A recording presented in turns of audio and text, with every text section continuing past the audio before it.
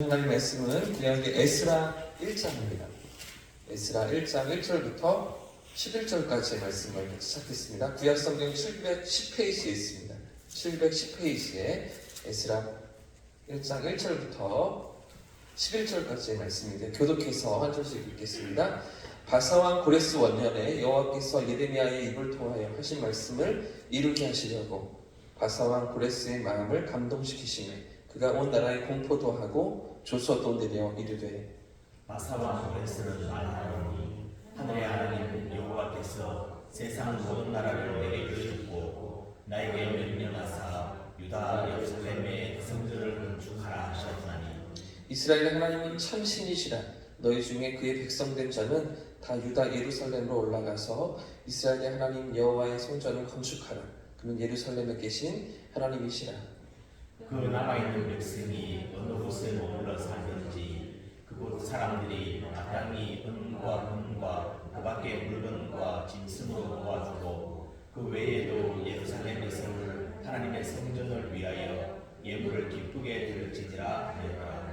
이에 유다와 베냐민의 족장들과 제사장들과 레위 사람들과 그 마음이 하나님께 감동을 받고 올라가서 예루살렘의 여호와의 성전을 건축하고자 하는 자가 다 일어나니 그 사면 사람들이 은그릇과 금과 물품들과 짐승과 보물로 돕고 그 외에도 예물을 기쁘게 드렸더라. 고레스 왕이 또 여호와의 성전 그릇을 꺼내니 옛적에 느부갓네살이 예루살렘에서 옮겨다가 자기 신들의 신당에 두었던 것이라. 바사왕 고레스가 창고지기 미들닷에게 명령하여 그 그릇들을 꺼내어 세워서 유다 총독 스바산에게 넘겨주니 그 수는 금접시가 30개요 은접시가 1000개요 칼이 29개요 금대집이 30개요 그보다 못한 금대집이 410개요 그 밖의 그릇이 1000개이니 같이 읽겠습니다.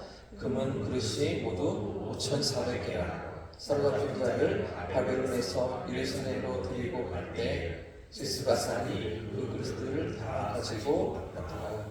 아멘. 할렐루야. 아멘. 할렐루야. 아멘. 성령께서 우리 마음을 일깨우실 줄 믿습니다. 아멘. 자, 이제 오늘부터 에스라 성경을 우리가 통독하게 되고요. 오늘과 내일 보게 되고요. 또 이어서 느헤미야 성경이 또 연결되어지는데요. 우리가 어제 므낫세 임금까지 살펴보고 나서 또 에스라가 이어지고 있죠. 므낫세 임금 이후에도 또 다른 왕들이 있었는데도 불구하고 또 통독 일정이 또 이렇게 이어지고 있습니다. 남왕국의 왕들의 이야기를 다 확인하지 못한 것 같고 띄엄띄엄 또 보았기 때문에 흐름이 또 연결되실지 모르겠지만 열왕기 하에서 우리가 확인해 왔었습니다.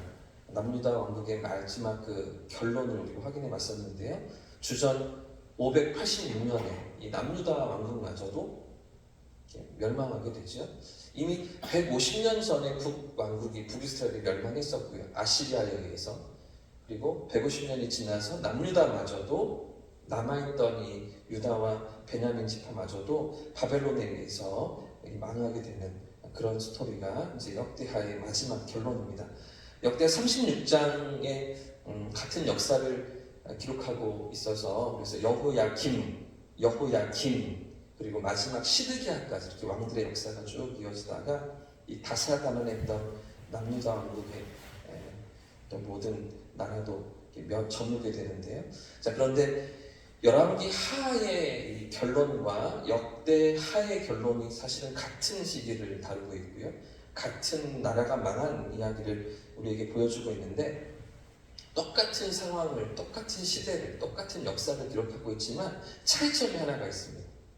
열왕기 하 마지막 결론과 역대하 마지막 결론이 똑같은 장면인데도 차이점이 하나가 있다면 그것이 무엇이냐면 열왕기는 나라가 망한 이야기, 포로로 끌려간 이야기로 끝이 난다면 역대기는 그런 포로 가운데서 다시 돌아온 이야기 그리고 포로에서 귀환한 이야기로 마치고 있는 것이죠. 바로 옆에 있는 36장, 역대하 36장 21절부터 23절까지 말씀을 보십시오. 21절부터 같이 한번 쭉 읽겠습니다. 시작!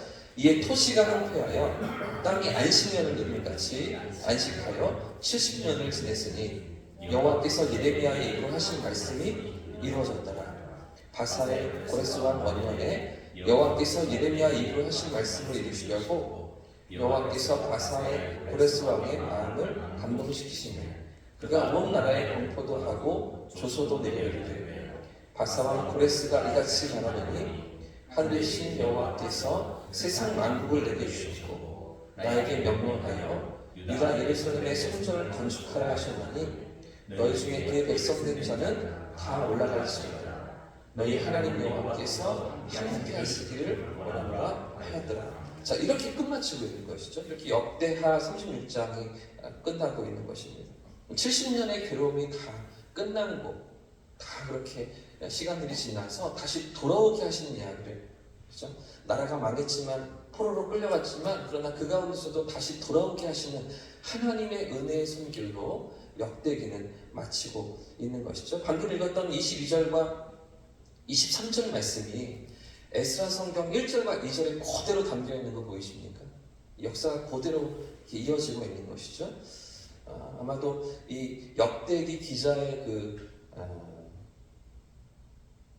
흐름을, 그 역대기 결론을 잘 알고 있는 에스라가 또 돌아와서 다시 한번 그 돌아온 백성들의 1차 귀환과 2차 귀환을 역사들을 기록하는데 그 역대하 결론의 말미를 가져다가 에스라 성경의 첫 시작을 열고 있는 것입니다. 1장 1절 말씀 보십시오. 제가 한번 읽겠습니다. 에스라 1장 1절입니다.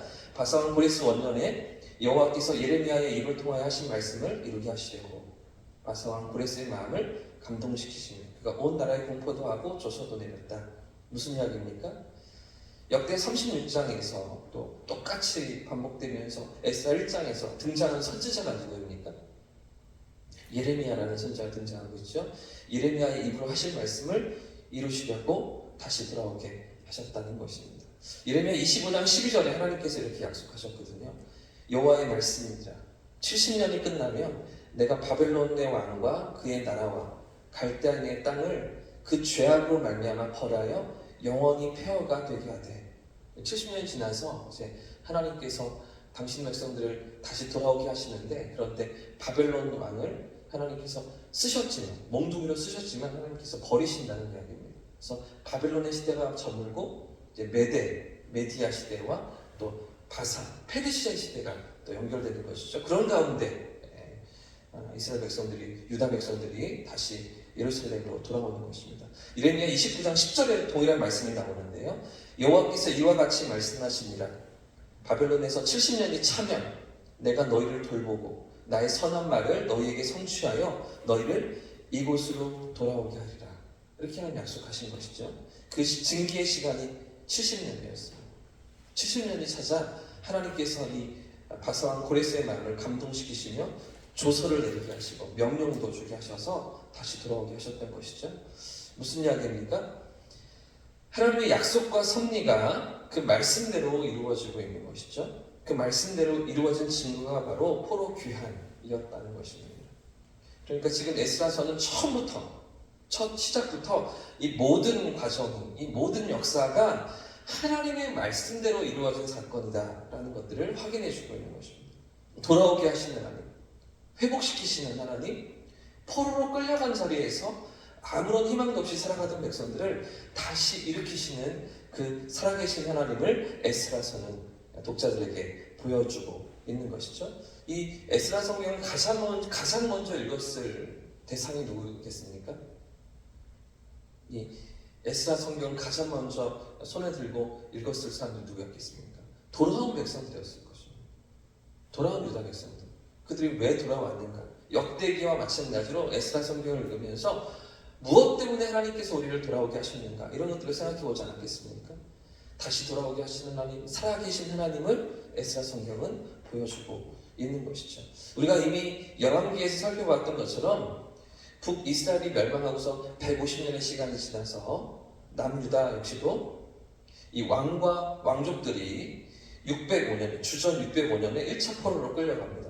그리고 두 번째 포로는 귀족들과 기술자들이 쓸모있다고 여겨지는 사람들이 597년에 2차로 포로로 되어서 끌려갑니다. 그리고 586년에 3차 포로로 남아있던 일반 백성들까지 이렇게 세 번에 걸쳐서 바벨론에 끌려가는데요. 자, 이런 유다 백성들이 70년의 시간이 지나서 세 번에 걸쳐서 또 돌아옵니다. 세 번에 걸쳐서 끌려가고 세 번에 걸쳐서 돌아오는 것입니다. 538년 총독 스룹바벨과 대제사장 여호수아를 중심으로 1차 포로 귀환이 이루어집니다. 오늘 말씀해 보십시오. 8절 말씀해 보시면 총독 세스바살에게 넘겨주니 유다 총독 세스바살입니다. 세스바살이라고 하면 조금 익숙하지 않지만 스룹바벨입니다.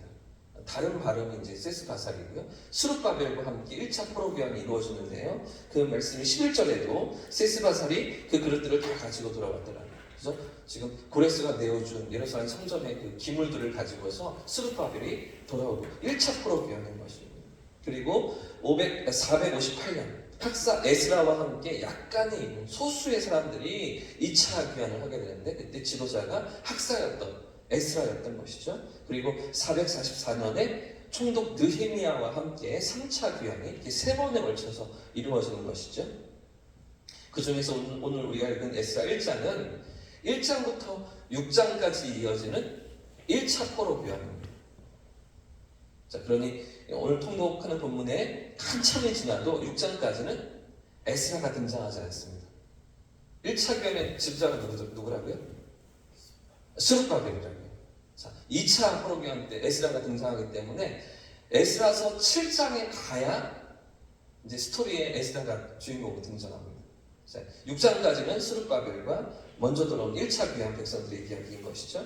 자, 그리고 나서 느헤미야 성경을 통해서 3차 귀환한 백성들의 이야기와 느헤미야의 사역이 이렇게 연결되는, 그래서 에스라와 느헤미야서가 연결되는 성경입니다. 이런 흐름 가운데 간단히 살펴보면 에스라 1장부터 6장까지는 예루살렘 성전을 다시 재건하는, 무너져 있던 성전을 돌아오자마자 다시 재건하는 내용이고요. 에스라가 등장하는 7장부터 10장 말씀은 이런 성전을 재건한 유다 백성들의 신앙을 다시 일으키는, 신앙을 다시 회복하는 이야기입니다. 그리고 느헤미야서는 잘 아시는 것처럼 52일 동안 성벽을 재건하죠.